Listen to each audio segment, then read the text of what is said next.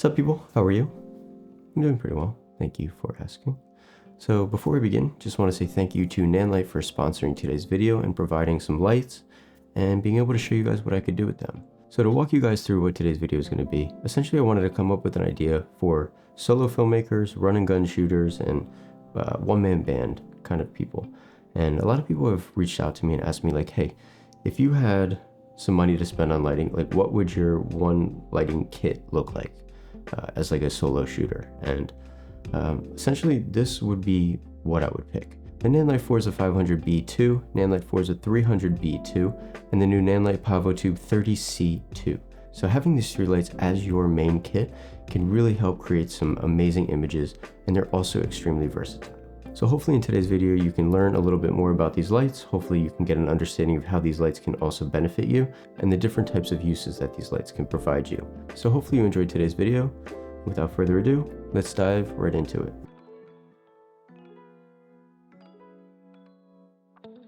So the first light that we're going to be setting up is the new Nanlite Forza 500B2. It's a more improved version of the original 500, which was probably one of my favorite lights over the past 2 or 3 years. I really love that light, and this is a better, more improved, sturdier version of that light, but this is also a bi-colored version of that light, meaning that it ranges from daylight to tungsten color, and it also has the ability to shift the green and magenta as well, which is really awesome, especially when you're doing interview setups in an office building where the overhead lighting might have some green shifts to it, or it might have some magenta shifts.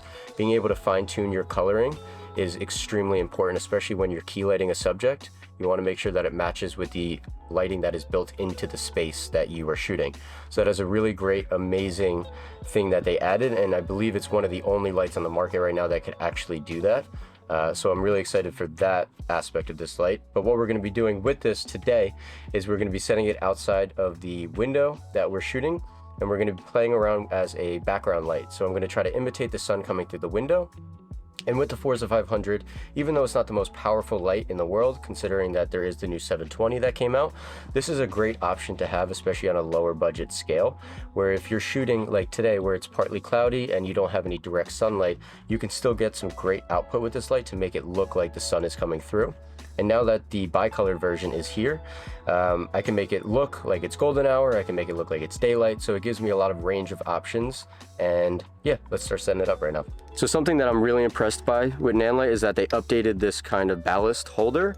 The original one wasn't the best, and that was one of my only complaints really about the light. So they've updated it with this more sturdy version, which I have had zero issues with so far, and it is truly really amazing and really sturdy. And the updated ballast, everything about this light, as you could tell, is upgraded. The quality is much better, it's sturdy. The new locking mechanism is really tight that you could see here. So everything that Nanlite has done to upgrade these lights has truly been thought out, and I believe they really took all the recommendations from a lot of the filmmakers that use their products and made this the best possible light that they could have. So to maximize the output of this light, we're using the Fresnel attachment, which gives me an option to flood the light or spot it. So having the option can really help me fine tune what I'm going for, especially for a background light. And as you can see, compared to the original Forzas, these updated cables are really good. The connector ports are also so much more improved. So everything about this light is just durable. Whatever condition that you're shooting in, the durability of these lights are 10 times improved. My goal for this positioning is to kind of create a background texture on the wall and be able to create some interest. Because the room is pretty much plain white, I want to be able to create some warm lighting, so I'm going to change the color temperature to maybe closer to 3200 or so it looks like a bit of a warmer glow coming in. So let's see if we could try to accomplish that.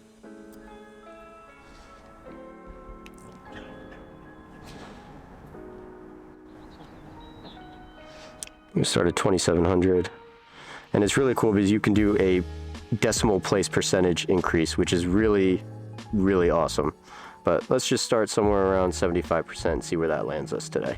So as you can see on this wall, we created this kind of like golden look texture through this design on the window here, or the door. So having this as the background really created some interest instead of it just being like a plain white wall. And we put it to 2700 Kelvin, so it looks like golden hours coming through the window here, which is just a nice warmth, happy type of look. Next thing I'm going to be setting up is the new Nanlite Pavo Tube, the 30C, and we're going to be using that as an edge light or a hair light on her for the interview. The reason I'm going to be doing that is because she has darker hair, and being able to accommodate that, we'll be able to just separate her from the background a little bit more. So the next thing I'm going to be setting up is the Nanlite Forza 300B2, which is also the improved version of the original 300. This is also the bicolored version, and it also has the option of doing the green and magenta shift as well. So we're going to be utilizing this as the main key light today. 300 also has the updated ballast holder here. So everything about these new lights are upgraded. So as you can see, this thing is like a brick. It's solid. Everything about it is just really well built and durable. Let me turn this off. Watch your eyes. You sound like the hibachi guys. Watch your eyebrows. Yeah. Okay. Nice. The fire, the hibachi. Okay. So what I added to the Nanlite Forza 300B2 is the parabolic softbox with the grid attachment. And the reason I'm doing this is because we want soft lighting on her face for this interview. Otherwise, if you didn't have this softbox, what I would recommend is using this to bounce off of the ceiling potentially. When you want soft lighting, you don't want to go direct with this hard spotlight because it would create harsh shadows and just not be as flattering. So if you don't have this type of modifier, my recommendation is always bouncing light, and then having that bounced light be the soft light coming onto someone's face. But since I do have this, we're using it with a grid as well, which helps control the spill so it doesn't wash so much in the background. So right now I'm just going to be fine tuning this in the position and color temperature to match what I want. And then, yeah, we're going to see what the interview looks like and make any adjustments coming from there. A little bit warm on her skin tones, so I'm going to update that to about 4200 and see where that lands us. Look here. Okay, much better. It's too warm. It was before. All right, so I have the camera set to 5600 Kelvin, which is pretty much like daylight. It's a pretty neutral color temperature within the camera. Outside, I have the warm lighting coming in at 2700 Kelvin, inside at 4200. I also have the hair light here at 4200 as well, kind of wrapping this. But in terms of just general lighting schematic for an interview like this, you notice that within the frame there is a window right. So I want to make sure that I'm wrapping the key light from the window side. So another quick tip, this is potentially a personal preference, but whenever I'm using a softbox like this, there's two ways to do it. You could either be super direct on the subject like this, where it's directly hitting them. Something that I like to do though is kind of position it a little bit frontal, so it's almost in front of her, so the light isn't so harsh on her face. Even though it is a soft light, there is a little bit of harshness that does happen when you're direct. So I like to move it a little bit in front so the light is kind of just like gradually hitting her face. For me, that adds an additional level of softness. So next thing, now that I have my frame up, what I'm going to be doing to show you guys what the lights are actually doing, I'm going to start with the interview setup with no lights on at all. And then I'm going to start with the background light, the Forza 500, and then I'm going to turn on the key light, and then I'm going to turn on the hair light. So you get to see 4 different images with no lights, background, key light, and then edge light, all of them together to see what they're actually doing within the frame.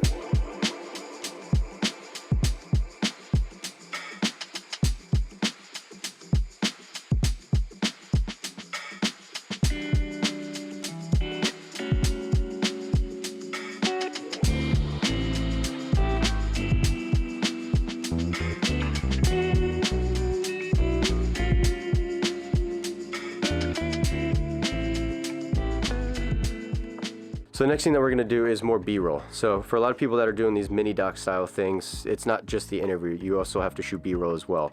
So we're gonna shoot a quick scene in the bathroom here, and this is gonna be kind of like a mock B-roll from the interview. So essentially what I'm doing is trying to match the lighting from the interview as that golden-ish look. So what I have here again is the Forza 500 set to 2700 Kelvin again, going through the window.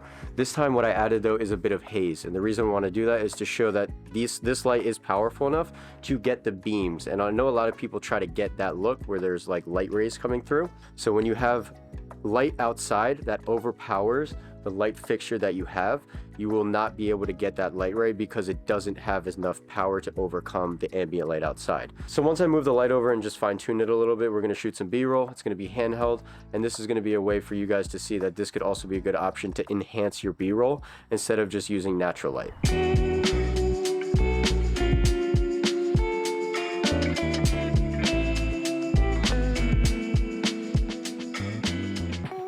So as you can tell, that was a pretty simplistic way to shoot B-roll, but adding just that one light out here made it look so much better compared to just having nothing there.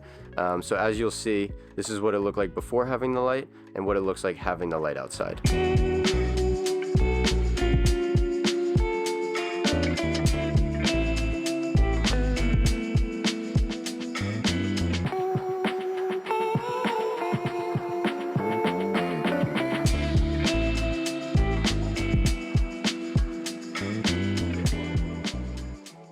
So for the last B-roll thing, what I'm gonna do is kind of do something a little bit similar to the last one. Again, I have the Forza 500B outside, and what I'm gonna do for this one is have the same shot up and show you what it looks like when we change the color temperature, so you can see the difference in mood and tonality going from, say, 6500 Kelvin, which is super cool, to 2700 Kelvin, which is super warm. But these are just simplistic ways to approach B-roll to add a little bit of, I don't know, creative flair, just add a little bit of your own touch to it. But having these lights, without it, you would just have to live with just the naturalistic, which is its own look and can be very nice. But having this just adds a little bit of flair and a little bit of uniqueness to whatever story that you're trying to tell.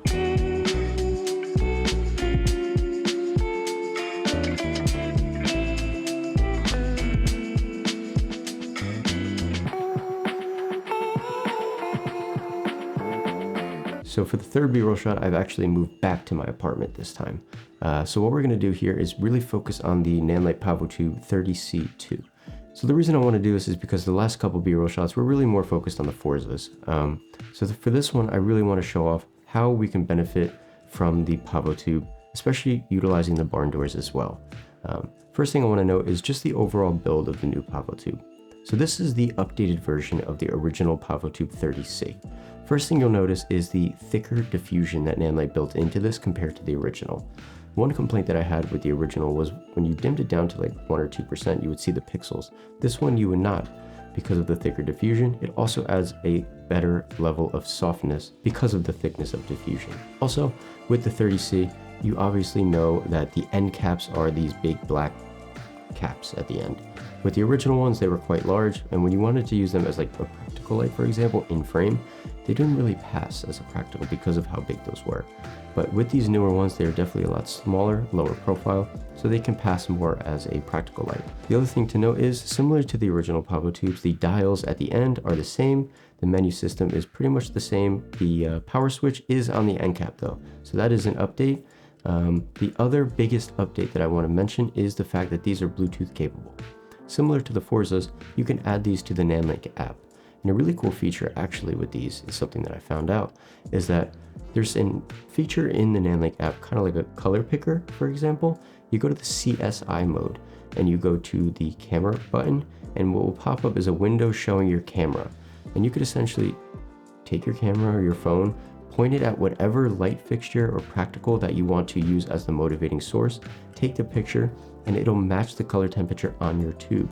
That is a great way to match a light for a practical or a light, whatever that you're motivating from, that you don't know the actual color the color accuracy, you don't know the color temperature that you're trying to match. This is a great way to get a pretty accurate representation to your PavoTube. It's a really cool trick, and it's something that I recently just found out about. So I definitely recommend giving it a shot and seeing how it works out for you. But for this scene in particular, I wanted to try something pretty simple. So I put my fiance next to the lamp here reading a book. It's a pretty simple setup. It's pretty common. A lot of people do it. But what I wanted to do is just really show off the benefit of the barn doors here as well. So this is what the scene looks like with just the lamp on. As you notice, the image is, fairly dark. It's a moody image, and it creates a little bit of an edge on her, but there's no fill in the face. You can't really register her emotions. You can't really see her face, her eyes, nothing. So what I did was take the PavoTube, put it near the lamp as the key light. Essentially putting it next to the lamp just makes it a better wrap of a key light and fills in her face a little bit. This is essentially what I would do if I was given a scene similar to this and I only had a pavo tube. I would not be upset by it because I would use a pavo tube any day of the week. This is a great tool to have for this particular shot because it's not overpowering, it's not overbearing, it's not a big light source. Because if you think about it, the lamp, it's a small light source. You don't want to wrap it with a huge light source because it wouldn't look right, it wouldn't match, because you need a light that is pretty small, low profile, that can match the intensity, match the size similar to the practical that you're using essentially. So the pavo tube with the barn doors is a great tool, and having the barn doors is great for reducing the spill in the background. It's similar to the grid that I showed you before in the Forzas.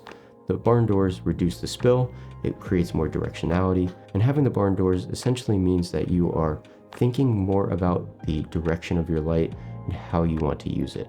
But for fun, let's just check out what this looks like without the barn doors. And as you can notice, it still does the same thing with the barn doors, but there's just more spill in the background. So my recommendation is, when you purchase pavo tubes, I would definitely recommend getting the barn doors as well. Even if you don't use them all the time, it's a great thing to have whenever you want more directionality and be more conscious about where your light is hitting. So to recap about the new Pavo Tube 30C2, it is definitely a major upgrade from the original Pavo Tube, and for anyone looking to upgrade from the original, I definitely recommend checking out these new ones. Or if you don't have tubes at all, I definitely recommend having these in your arsenal. They're extremely versatile. They could be used as hair light, edge light. They could be used as a practical light. They could also be used as a key light. So having these in your arsenal is definitely an essential light to have. So that's all I got for you today. Hopefully you enjoyed today's video. Again, just want to say thank you to Nanlite for providing these lights and sponsoring today's video. It's been really great working with Nanlite over the past couple of years. They are an amazing company. So for anyone looking to purchase lights or invest in a brand, I definitely recommend checking out Nanlite. They are amazing, their customer service is great, and they're extremely reliable products. So for anyone interested in learning more about Nanlite and learning more about all of these different products that I've showed you today, click the link in the description to learn more about them. So that's all I got for you today. Hopefully you have a great day, everyone. I'll see you next time. Peace out.